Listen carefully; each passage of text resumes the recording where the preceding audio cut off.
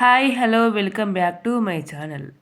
ఇప్పుడే అందిన తాజా వార్త, ఈపీఎఫ్ఓ పెన్షన్దారులకు ఎగిరి గంతేసి శుభవార్త అయితే వచ్చేసింది.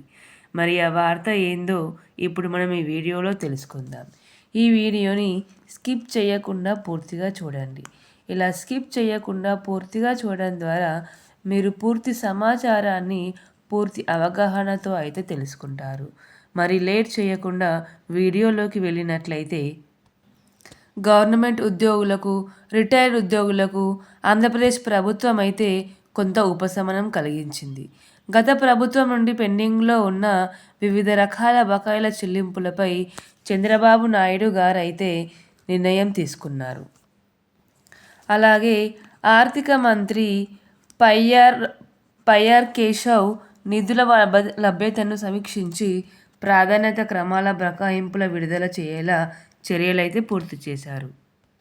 దీనివల్ల 7.059 కోట్ల పెండింగ్లో ఉన్న బిల్లులని విడుదల చేయాలని ఆర్థిక శాఖ అయితే నిర్ణయించింది. ఈ నిధులతో ఉద్యోగులకు పీఎఫ్, అలాగే ఏపీజీఎల్ఐ, మెడికల్ బిల్లులు వంటి అత్యవసర బిల్లులపై చెల్లింపులు జరగనున్నాయి. ఈ నిర్ణయం వల్ల రాష్ట్రంలో ఉన్న లక్షలాది మంది ఉద్యోగులకు, అలాగే పెన్షనర్లకు లబ్ధి చేకూరనుంది. చెల్లింపుల ప్రక్రియను ఇప్పటికే ఆర్థిక శాఖ అయితే ప్రారంభించింది. గత ప్రభుత్వం వల్ల ఆర్థిక ఇబ్బందులతో కూడుకుపోయిన కుటుంబాలకైతే ఉపశమనం కలిగించేలా ప్రభుత్వం చర్యలైతే తీసుకుంటుంది. కొన్ని సంవత్సరాలుగా పెండింగ్లో ఉన్న డిఏ అలవెన్స్, రిటైర్మెంట్ బెనిఫిట్స్లు కూడా ఈ నిధుల ద్వారా దశల వారీగా అందనున్నాయి.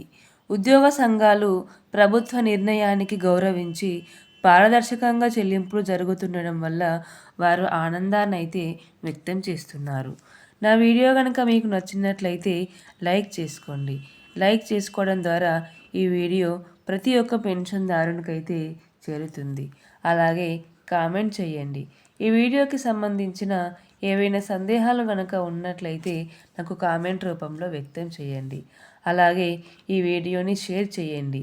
మీకు తెలిసిన వారిలో కానీ, మీ చుట్టుప్రక్కల వారిలో కానీ ఎవరైనా ఈపీఎఫ్ పెన్షన్దారులు ఉంటే వారికి ఈ వీడియోని షేర్ చేయండి. అలాగే సబ్స్క్రైబ్ చేసుకోండి.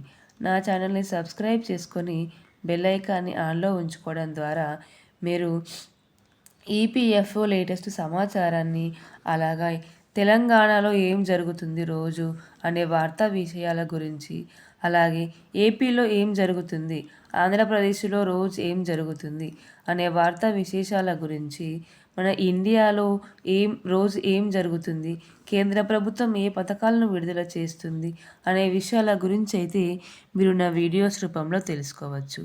నా వీడియోస్ అన్నీ మీకు నోటిఫికేషన్ రూపంలో అయితే మీ మొబైల్కు చేరడం అయితే జరుగుతుంది.